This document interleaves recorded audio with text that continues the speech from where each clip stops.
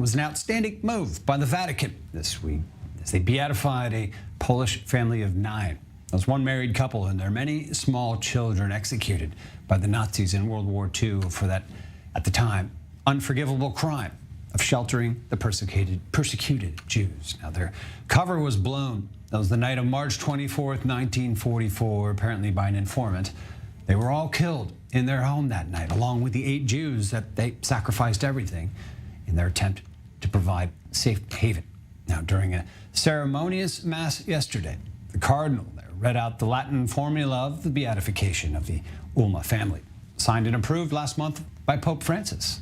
Notably, it's the first time that an entire family like this, from mother, father on down to the youngest child, was beatified. And it's a process of the Catholic Church, beatification. It's raising the veterans for these people, raising the honors around them here. We'll discuss a bit more now as we're joined by Dr. Robert Rosette. He's a senior historian at Yad Vashem.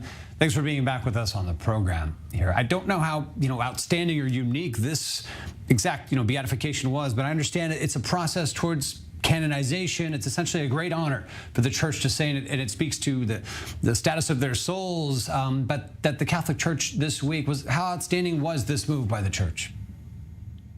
Well, of course, I'm not an expert in Catholicism since I'm a historian of the Holocaust, but what I can say is that this family was recognized as righteous among the nations already almost 50 years ago.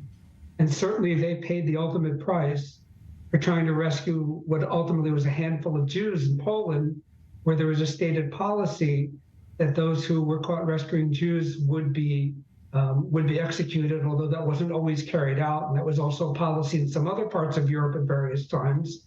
And so again, they paid an ultimate price. And for this, that the Catholic Church believes that they should be beatified and then to go through the ongoing process of becoming saints, that's certainly a call for the Catholic Church, which sounds quite reasonable given their theology. Is it a new trend by the church? I mean, have we always felt this kind of recognition, throughout the decades for those, within the church that did these kind of things? Or do you think that there's something new happening within the church around this? Again, there's been something like 27,000 plus people recognized as righteous among the nations. I don't have the statistics of how many were Catholics, and obviously not all of them have been beatified and towards canonization, but in some special instances, the church has decided that given the people's characteristics, their religiosity, their piety, in addition to their rescue activities, that they should be canonized. I don't think this is such a new idea. It's happened. But I think that, again, as you pointed out, a whole family, that's something special about what's going on here.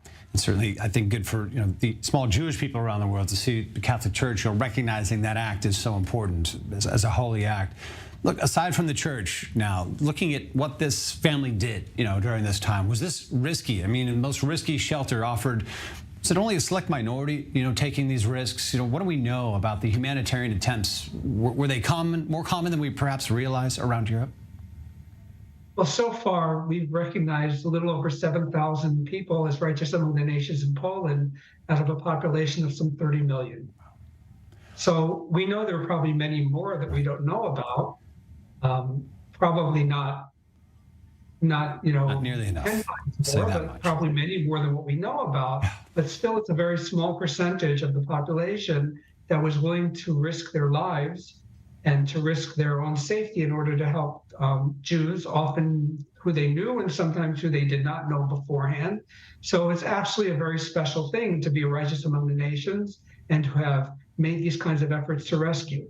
Today in Poland, there's an attempt to try to cast all of Poland as a nation of victims, resistors, and rescuers. Yeah. And there have been some Polish officials that have gone so far as to say that 1 million Poles were involved in rescue, which of course is a figure that has absolutely no basis. So again, this is a very special kind of thing to be a rescuer in a place like Poland during the Holocaust years.